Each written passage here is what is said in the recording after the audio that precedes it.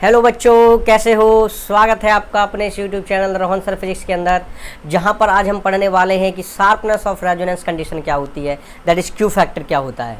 हम ये समझेंगे कि शार्पनेस का क्या मतलब है और इसका क्या लेना देना है रेजोनेंस कंडीशन के साथ। और हम ये भी समझने की कोशिश करेंगे कि क्यू फैक्टर क्या होता है और उसका क्या फॉर्मूला होता है और उसको किस तरीके से कैलकुलेट किया जाता है।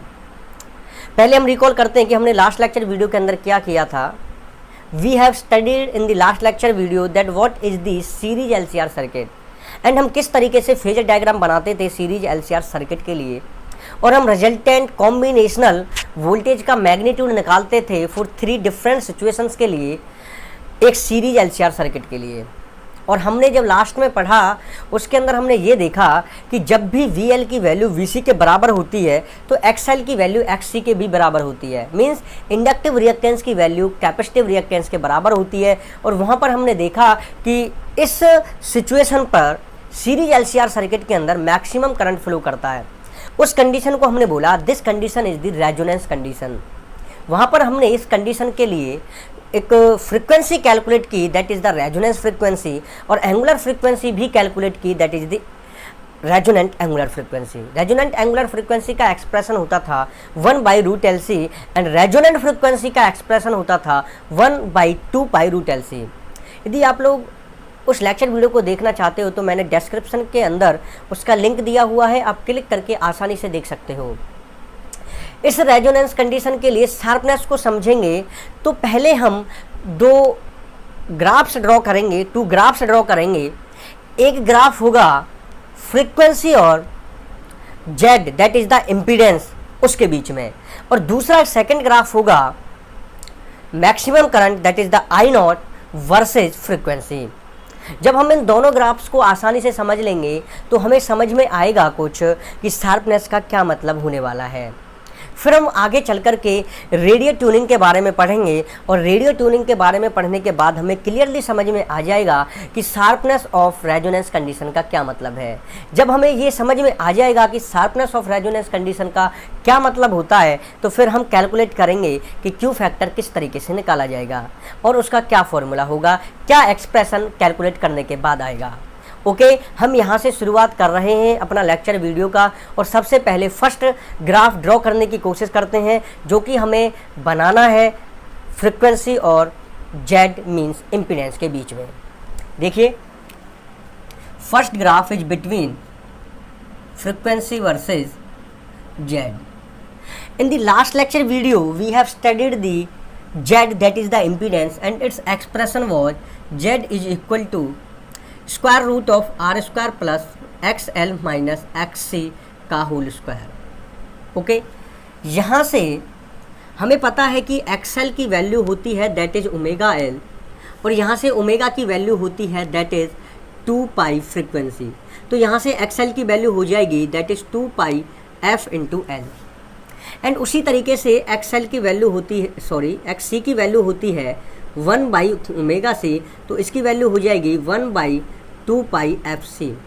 तो यहाँ से पहले हम डिफरेंट वैल्यूज़ के लिए, फ्रीक्वेंसी की डिफरेंट वैल्यूज़ के लिए जेड कैलकुलेट करने की कोशिश करते हैं, और जैसे ही हम कैलकुलेट कर लेंगे फिर हम ड्रॉ करेंगे ग्राफ्स। ओके, तो यहाँ से देखिए हमने फ्रीक्वेंसी की वैल्यू को पहले लेस लिया, बहुत स्मॉल लिया, तो क्या जेड की वैल्यू स्मॉल होगी या फिर हाई होगी वो देखने की कोशिश करते हैं। देखिए, यहाँ से हमने जेड का फॉर्मूला मॉडिफाई कर लिया था इन टर्म्स ऑफ फ्रीक्वेंसी। वो ये था R² प्लस XL की value 2πfL minus 1/2πfc and its whole square. ये यहाँ से जेड की वैल्यू थी। तो देखिए, जब फ्रीक्वेंसी की वैल्यू हमने लेस रखी हुई है तो क्या जेड की वैल्यू लेस होगी या हाई। देखिए, एफ की वैल्यू लेस रखोगे तो ये वाला टर्म बहुत ही लेस हो जाएगा, और 1/2πfc ये लार्ज हो जाएगी, और यहाँ से लेस क्वांटिटी में से लार्ज क्वांटिटी को सब्ट्रैक्ट किया जा रहा है, लेकिन चूंकि यहाँ पर स्क्वायर हो रहा है उसका, तो कुछ एक प्लस टर्म आएगी, पॉजिटिव टर्म आएगी, और वो ऐड हो रही है R² के साथ। इसका मतलब R² में कुछ ना कुछ ऐड हो रहा है। ओके, तो यहाँ से जेड की वैल्यू अभी भी लार्ज है, बेशक हमने फ्रीक्वेंसी की वैल्यू को स्मॉल रखा हुआ है। तो यहाँ से जेड की वैल्यू हो गई लार्ज। क्योंकि आर स्क्वायर में कुछ पॉजिटिव टर्म ऐड हो रहा है। अब यदि हमने फ्रीक्वेंसी की वैल्यू को ग्रेटर रखा तो देखिए फ्रीक्वेंसी की वैल्यू ग्रेटर रखने पे ये वाली टर्म ग्रेटर हो जाएगी, लेकिन 1/2πfc स्मॉल हो जाएगी। फिर से यहाँ पर सब्सट्रैक्शन हो रहा है और फिर से यहाँ पर स्क्वायर है, तो अभी भी पॉजिटिव टर्म ही आर स्क्वायर में ऐड होगी। इसका मतलब अभी भी जेड की वैल्यू हाई ही है, उस पर कोई फ़र्क नहीं पड़ा है। इसका मतलब फ्रीक्वेंसी की हाई वैल्यू पर भी जेड की वैल्यू अभी भी हाई है। इसका मतलब फ्रीक्वेंसी को चाहे कम करो या ज़्यादा करो, जेड की वैल्यू हाई ही रहेगी। इसका क्या मतलब है? इसका मतलब ये है कि फ्रीक्वेंसी लो होने पर और हाई होने पर जेड की वैल्यू में ज़्यादा फर्क नहीं पड़ता है, वो हाई ही रहती है। तो फिर लो कब होगी, मीन जेड की वैल्यू कम कब होगी? हमने लास्ट लेक्चर वीडियो के अंदर देखा था कि जेड की वैल्यू आर के बराबर होती है और R is the minimum value for that impedance, क्योंकि वहाँ से एक्स और एक्स का इफेक्ट हट जाता है और वो सिचुएशन आती है रेजोनेंस कंडीशन पर। मीन्स जब भी हमारी फ्रीक्वेंसी रेजोनेंट फ्रीक्वेंसी के बराबर होगी तो वहाँ पर जेड की वैल्यू आर होगी। It means this value of the Z is very very small. तो इसका मतलब जब भी फ्रीक्वेंसी की value resonant frequency means F R के बराबर होगी तो जेड की वैल्यू बिल्कुल ही कम होगी। अब हम इसको एक ग्राफ का रूप दे देते हैं। देखिए हमने यहाँ से ये एक्स एक्सिस लिया, ये वाई एक्सिस लिया, दिस इज ओरिजिन। यहाँ से एक्स एक्सिस पर हमने फ्रीक्वेंसी को लिया है और वाई एक्सिस पर हमने जेड मीन्स इम्पीडेंस को लिया है। अब देखिए फ्रीक्वेंसी की हम लो वैल्यू रखते हैं, दैट इज एफ एल, और यहाँ पर रखेंगे मान लो दैट इज फ्रीक्वेंसी की हाई वैल्यू है। तो फ्रीक्वेंसी की लो वैल्यू पर जेड की वैल्यू कैसी है? हाई। हमने यहाँ मान लिया जेड की वैल्यू ये हाई है यहाँ पर, तो इस पॉइंट पे डिनोट करोगे। और जब हाई वैल्यू होगी यहाँ पर तब भी जेड की वैल्यू हाई है, तो हमने उसको यहाँ पर रिप्रेजेंट कर दिया। ओके, लेकिन जब f is equal to F R होगी, अब f is equal to F R कहाँ होगी? देखो लो पर भी हाई है, हाई पर भी हाई है। इसका मतलब f is equal to F R F L और एफ एच के बीच में कहीं भी हो सकती है, कहीं भी हो सकती है। तो यहाँ पर क्या होगा, हमने मान लिया यहाँ पर वो रेजोनेंस फ्रीक्वेंसी है और यहाँ पर जेड की वैल्यू लो है और हमने उसको यहाँ पर माना हुआ है। तो यहाँ से ग्राफ ड्रॉ करोगे तो इस तरीके से ग्राफ ड्रॉ हो जाएगा, इस तरीके से। तो this is the graph between Z and frequency. Okay, अब हम यहाँ पर सेकंड नंबर पर ड्रॉ करेंगे the graph between frequency and I naught, that is the maximum value of alternating current. और इसका कितनी वैल्यू मैक्सिमम होगी, मीन्स इसका मैग्नीट्यूड कितना मैक्सिमम होगा, यहाँ से देखेंगे with respect to frequency. Okay, देखिए यहाँ से सबसे पहले आई नॉट की जब हम बात करेंगे तो हमें पता है I naught is equal to V naught by Z. इसका मतलब यहाँ से आई नॉट डिपेंड कर रहा है जेड पर इनवर्स तरीके से। तो देखिए चूँकि हमें फ्रीक्वेंसी के साथ इस आई नॉट का ग्राफ बनाना है और I naught is equal to V naught by Z होता है, लेकिन जेड का रिलेशन फ्रीक्वेंसी के साथ है कि फ्रीक्वेंसी लेस होगी तो जेड हाई होगा। इसका मतलब क्या हो जाएगा, फ्रीक्वेंसी लेस जेड हाई, तो इसका मतलब I naught will be less. Okay, तो हम बोल सकते हैं कि कम फ्रीक्वेंसी पर कम वैल्यू ऑफ आई नॉट है सर्किट के अंदर। यहाँ से हम f की वैल्यू को इंक्रीज कर देते हैं, z की वैल्यू अभी भी इंक्रीज है, इसका मतलब आई नॉट की वैल्यू अभी भी लेस है। ओके, तो इसका मतलब z की वैल्यू लेस कब होगी, it means that is the resonant frequency. तो यहाँ क्या होगा, z will be less, it means I naught will be greater and it will equal to be I naught maximum. हम उसको लिखेंगे that is I naught maximum. Okay, अब हम यहाँ से ग्राफ ड्रॉ करते हैं। देखिए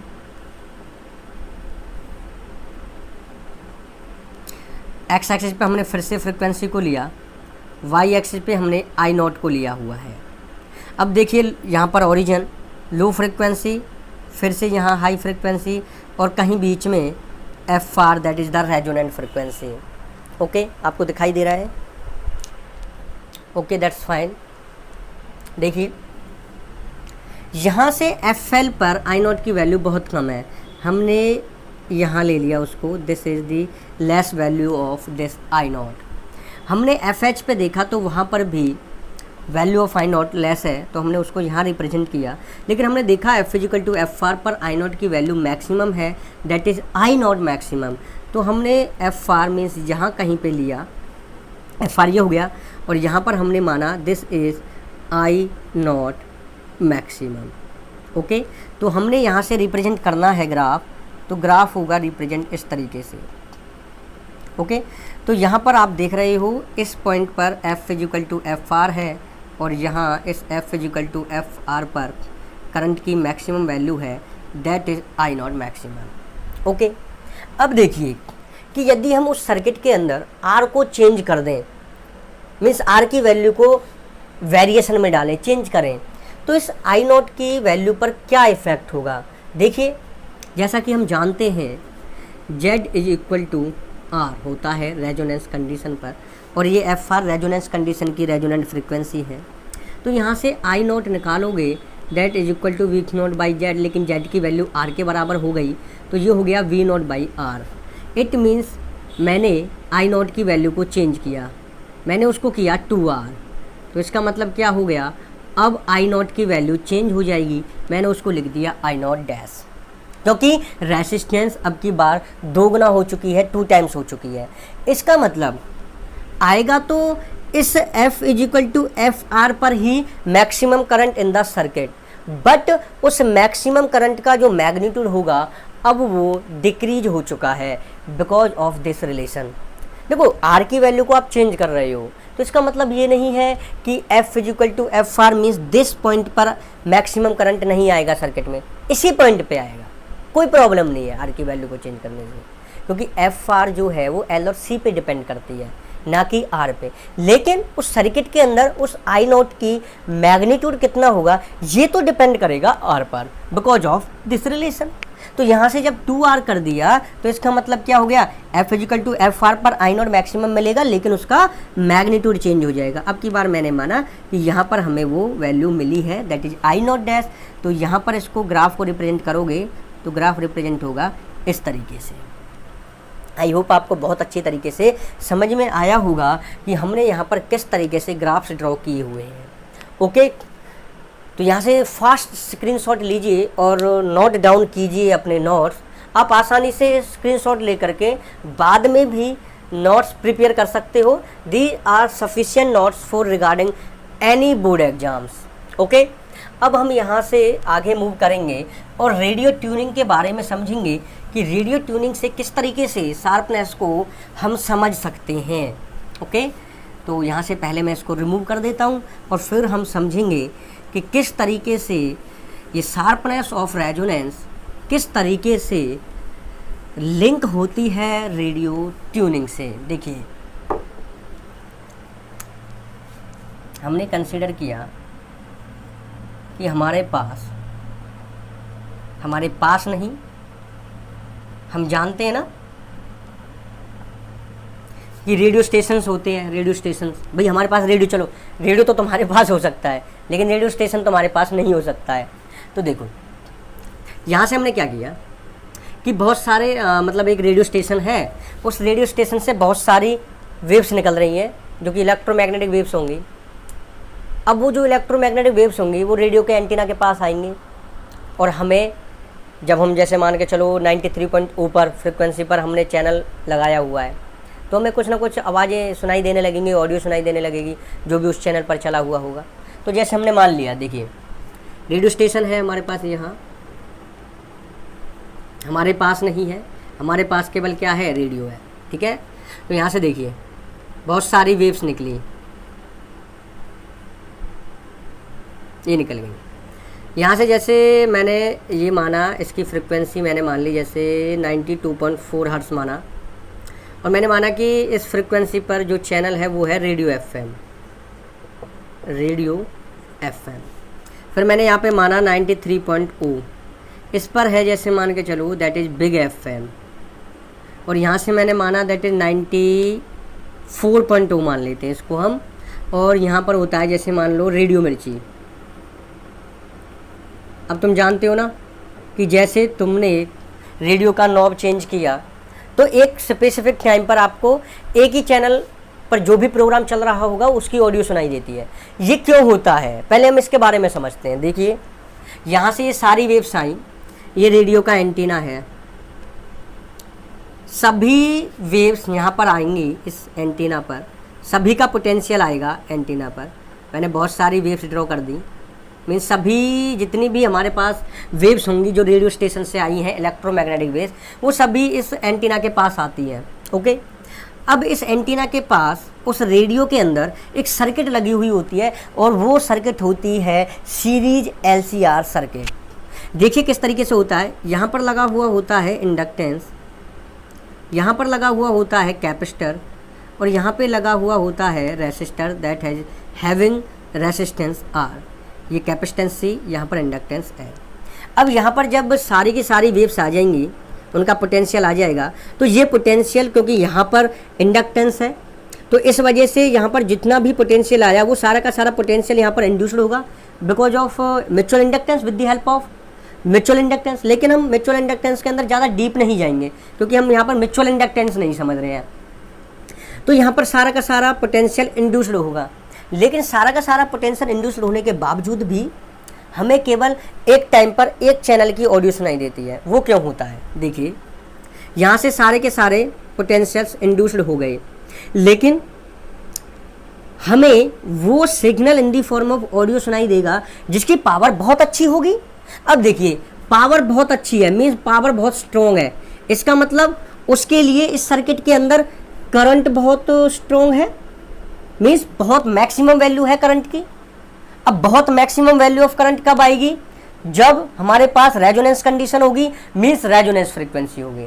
फॉर एग्जाम्पल हमारे पास 92.4 है, दैट इज 92.4 हर्ट्ज। हमने ये फ्रीक्वेंसी ली मीन्स रेडियो FM। अब इस रेडियो FM पे कैसे पहुंचोगे भाई, जो रेडियो के अंदर नॉब होता है उसको रोटेट कराओगे। तो हमने यहाँ से क्या किया, जो नॉब है उस नॉब को रोटेट किया।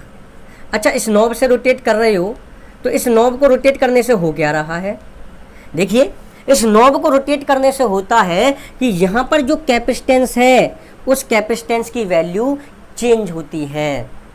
किसी किसी में इंडक्टेंस की वैल्यू भी चेंज होती है, लेकिन ज़्यादातर मैक्सिमम केसेज के अंदर रेडियो के अंदर जब हम नॉब को रोटेट करते हैं तो वहाँ पर किसकी वैल्यू चेंज होती है, कैपेसिटेंस की वैल्यू चेंज होती है। तो actually we are adjusting value of C। अब वैल्यू ऑफ C को एडजस्ट करने से क्या हो रहा है, वैल्यू ऑफ C को एडजस्ट करने से वास्तव में हम एडजस्ट कर रहे हैं किसको, रेजोनेंस फ्रीक्वेंसी को। देखिए किस तरीके से, जैसे हमने यहाँ पर ग्राफ ड्रॉ किया, ये ग्राफ है इस तरीके से। यहाँ पर हमने कितनी फ्रीक्वेंसी ली है, दैट इज 92.4। तो ये हमने 92.4 ले लिया। अब इस 92.4 के लिए इस सर्किट के अंदर मैक्सिमम करंट होगा, हमने ग्राफ ड्रॉ कर दिया।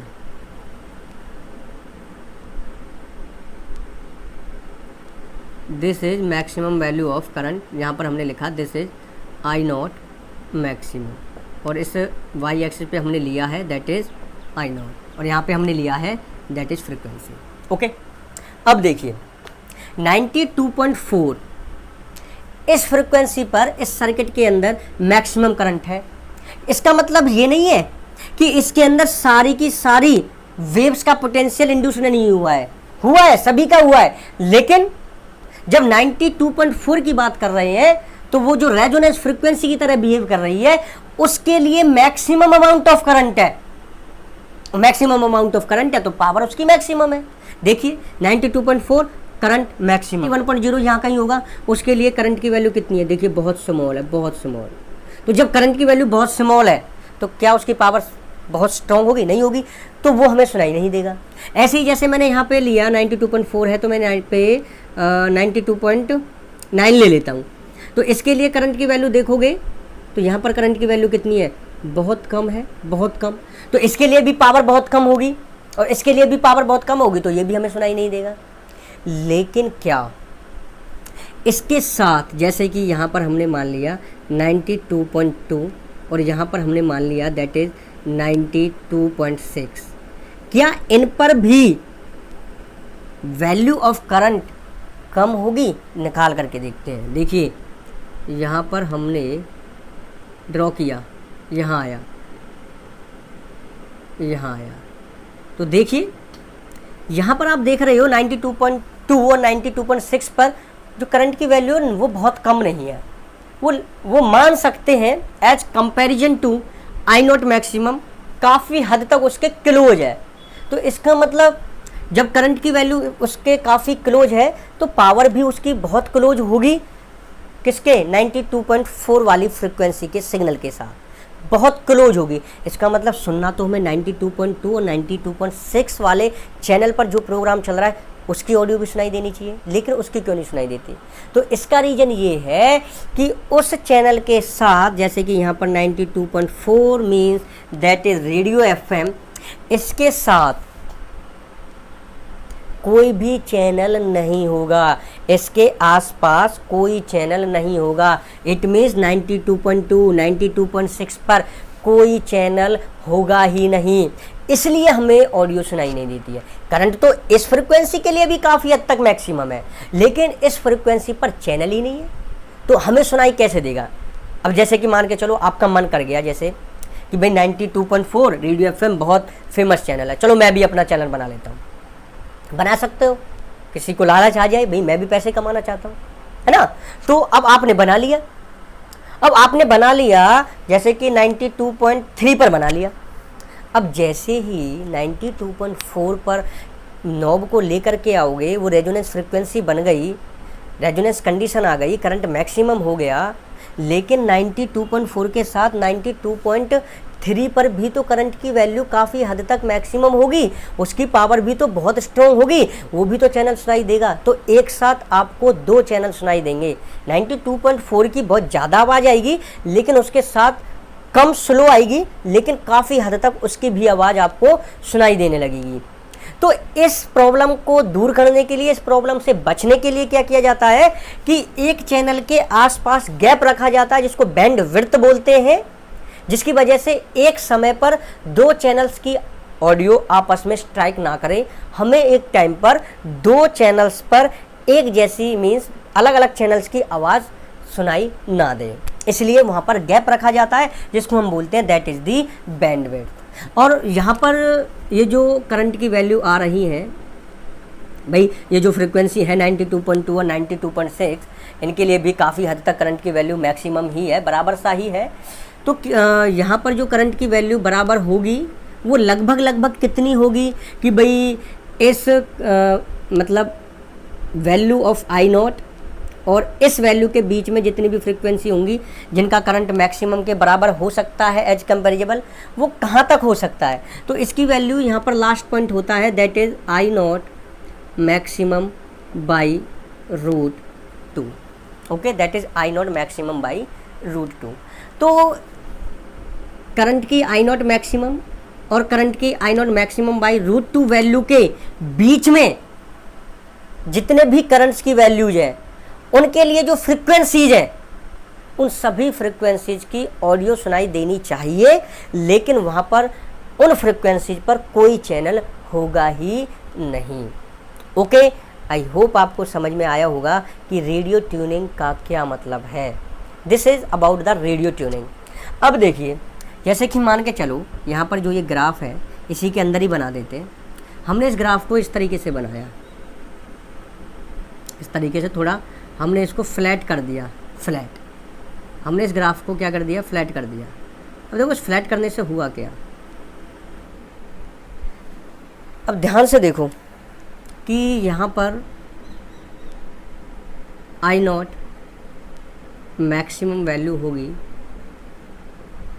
आई नॉट मैक्सिमम। ध्यान से देखो 92.4 पर हमें आई नॉट मैक्सिमम की वैल्यू बहुत लेस मिल रही है, बहुत लेस। कब? जब हमने ग्राफ को फ्लैट कर दिया, बहुत कम वैल्यू। तो इसका मतलब क्या है, अब आई नॉट मैक्सिमम, भाई इससे ज़्यादा तो करंट हो नहीं सकता, अब इतना ही करंट हो सकता है, ये आई नॉट मैक्सिमम है, इससे ज़्यादा मैक्सिमम वैल्यू आई नॉट की नहीं हो सकती, इतनी ही पावर मिलने वाली है उस सिग्नल की। इसका मतलब हमें उस फ्रिक्वेंसी पर जो ऑडियो सुनाई देगी वो बहुत लेस वॉइस की होगी, बहुत कम आवाज़ हमारे पास आएगी, हमें अच्छी तरीके से बिल्कुल क्लियरली ऑडियो सुनाई नहीं देगी। इसका मतलब क्या है कि ये जो ग्राफ है जितना शार्प होगा उतना अच्छा रहेगा। क्योंकि ये जितना शार्प रहेगा हमारे आई नॉट की वैल्यू उतनी ही मैक्सिमम होगी, और जब आई नॉट की वैल्यू ज़्यादा से ज़्यादा मैक्सिमम होगी तो पावर मैक्सिमम से मैक्सिमम होगी और signal in the form of audio हमें बहुत अच्छी तरीके से सुनाई देगा। तो पता चल गया कि शार्पनेस का क्या मतलब है। यहाँ पर जब ग्राफ फ्लैट है तो काम नहीं हो रहा है, ऑडियो अच्छी तरीके से सुनाई नहीं दे रही है, लेकिन जब ग्राफ बहुत ही शार्प बना तो वहाँ पर बहुत अच्छी तरीके से उस रेडियो के अंदर हमें ऑडियो सुनाई दे रही है। तो this is the reason behind the sharpness of the resonance condition, क्योंकि ये सारा कुछ रेजोनेंस कंडीशन पर ही तो हो रहा है, FR पे ही तो हो रहा है। तो this is all about the radio tuning, the sharpness of resonance condition. Okay, अब हम यहाँ से स्टार्ट करेंगे क्यू फैक्टर मीन्स कि यहाँ पर शार्पनेस ऑफ रेजोनेंस कंडीशन हमने जो अंडरस्टैंड किया है उसके लिए क्यू फैक्टर की वैल्यू किस तरीके से कैलकुलेट करेंगे। तो मैं इसको रिमूव कर देता हूँ और अब हम शुरुआत करने जा रहे हैं क्यू फैक्टर की वैल्यू को किस तरीके से कैलकुलेट किया जाएगा। ओके, आई होप आपको ये बहुत अच्छी तरीके से समझ में आया होगा कि रेडियो ट्यूनिंग क्या होती है और शार्पनेस ऑफ रेजोनेंस कंडीशन का क्या मतलब है। ओके,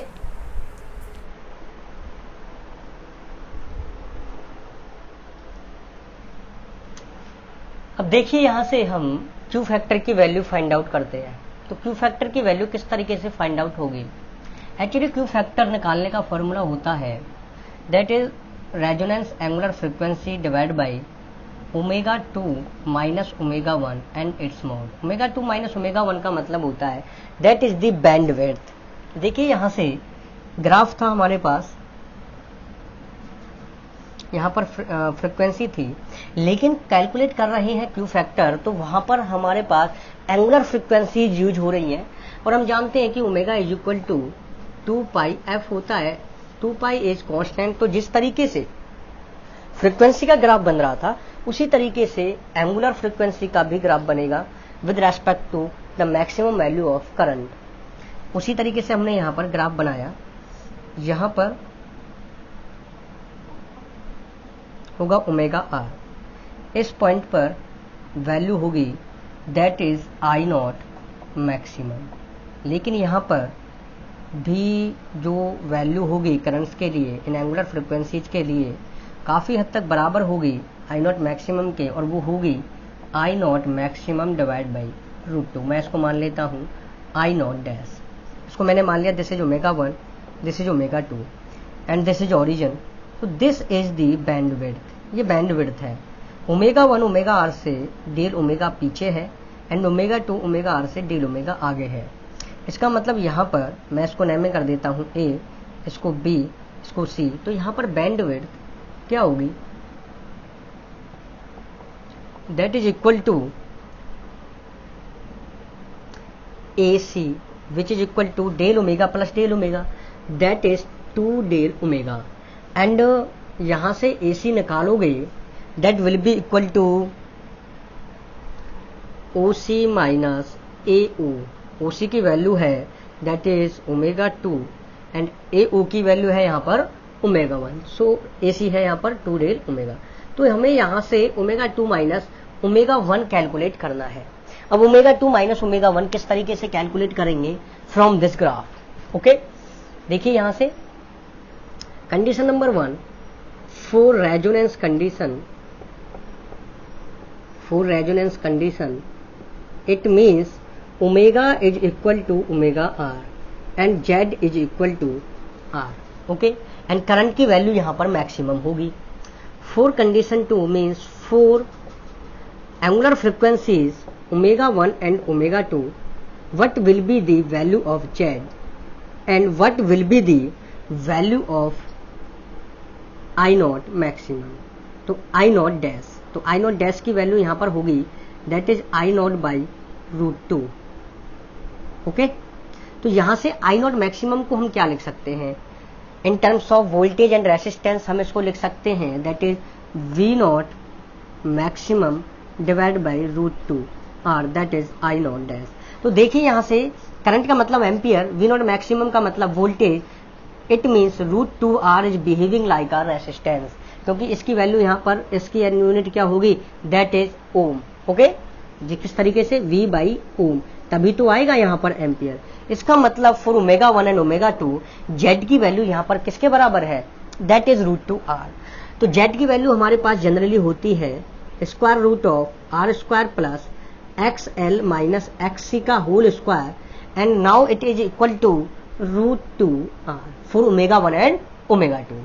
उसके बाद देखिए यहां से इस स्क्वायर रूट को इधर ले जाइएगा तो ये हो जाएगा R square plus XL minus XC का whole square is equal to 2R square, and इस R स्क्वायर को उधर लेकर के जाओगे तो यहां से ये हो जाएगा minus R square and XL minus XC का whole square is equal to R square.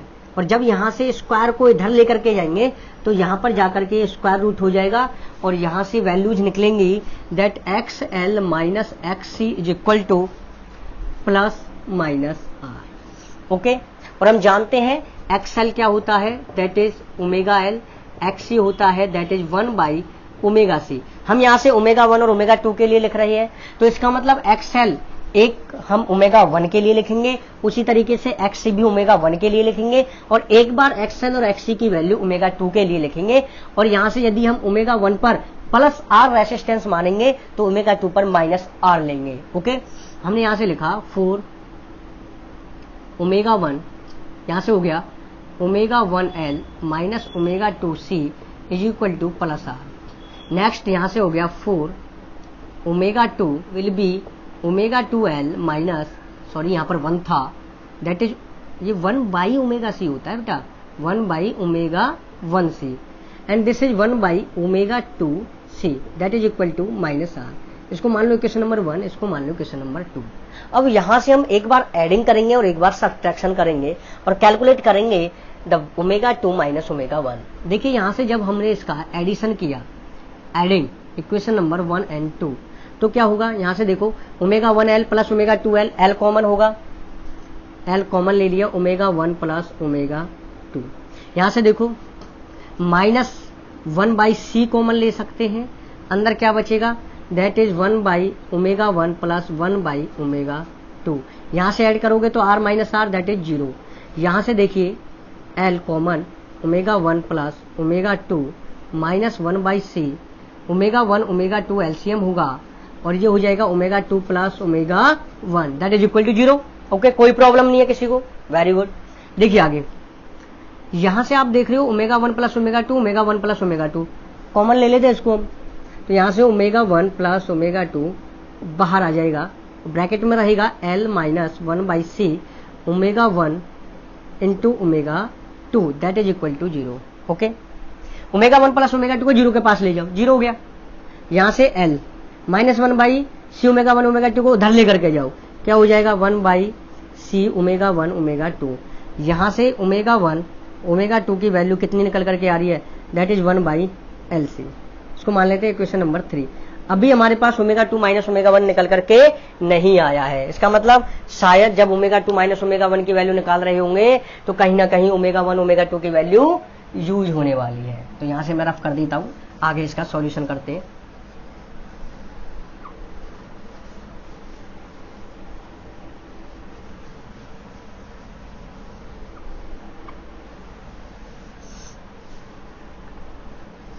देखिए आगे अब की बार हमें क्या करना है, सब्सट्रैक्शन करना है। ठीक है, सब्सट्रैक्शन करोगे तो ये माइनस हो जाएगा, ये प्लस हो जाएगा और ये भी प्लस हो जाएगा। तो ω1L minus ω2L, L common, तो क्या हो गया ω1 माइनस ω2। यहां से देखिए 1/c कॉमन है तो 1/c प्लस का कॉमन ले लेते हैं, 1/c। अंदर क्या बचा, अंदर बचेगा 1/ω2, ये बचेगा minus 1/ω1 is equal to r plus R that is 2r। Okay, यहां से देखिए l omega 1 minus omega 2 plus 1 by C. यहां से एलसीएम लोगे omega 2 minus omega 1, sorry multiply omega 1, तो यहां से क्या होगा, this is omega 1, this is minus omega 2 is equal to 2r। यहां से देखिए ओमेगा 1 माइनस ओमेगा 2 कॉमन ले सकते हैं, ये हो जाएगा l plus 1 by C omega 1 into omega 2 is equal to 2r। देखिए ओमेगा 1 ओमेगा 2 की वैल्यू ऑलरेडी कैलकुलेटेड है, that is 1 by L C. यहां से हो गया ओमेगा 1 माइनस ओमेगा 2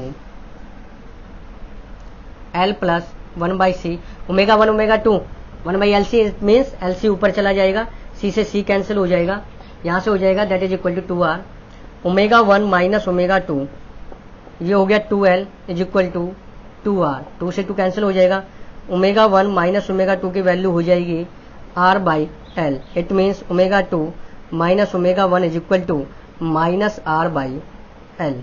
ओके, इसको मान लो इक्वेशन नंबर 4। उसके बाद देखिए यहां से कैसे करोगे, ओमेगा 2 माइनस ओमेगा 1 की वैल्यू आ गई, तो क्यू फैक्टर क्या था, that is omega r divide by omega 2 minus omega 1, उसकी वैल्यू कितनी है, माइनस r बाई एल। तो ये कितना हो जाएगा, यहाँ से q is equal to omega r, l ऊपर चला जाएगा, डिवाइड बाई एल। तो it means this is the value of Q factor, that is the sharpness of resonance, that is Q factor, उसकी वैल्यू यहाँ पे ये हो जाएगी in terms of resonance frequency, angular resonance frequency, in terms of inductance and in terms of resistance. इसको modify भी कर सकते हैं इन टर्म्स ऑफ कैपेसिटेंस। देखिए Q is equal to omega R L divide by R है। हम जानते हैं कि हम ये रेजोनेंस कंडीशन पर निकाल रहे हैं, तो वो क्या होता है, X L is equal to X C, यहाँ से omega L is equal to 1 by omega C. इसका मतलब ओमेगा एल किसके बराबर है, 1 बाई ओमेगा सी, तो ओमेगा आर एल किसके बराबर होगा, 1 बाई ओमेगा आर सी के बराबर होगा। यहाँ से क्या लिखोगे, ओमेगा आर एल की जगह क्या लिखोगे, 1 बाई ओमेगा आर सी, तो ये हो जाएगा यहाँ से 1 by omega R C into R. तो इन टर्म्स ऑफ ये कैपेसिटेंस भी हम यहाँ से लिख सकते हैं।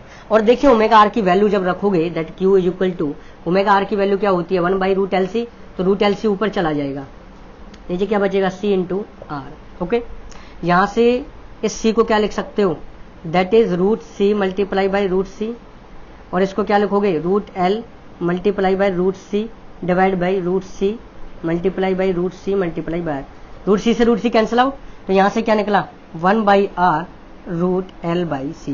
तो इस तरीके से हमने यहाँ से कई सारी values for Q factor calculate किया। ओके, आई होप आपको ये लेक्चर वीडियो बहुत अच्छी तरीके से समझ में आया होगा, पसंद आया होगा।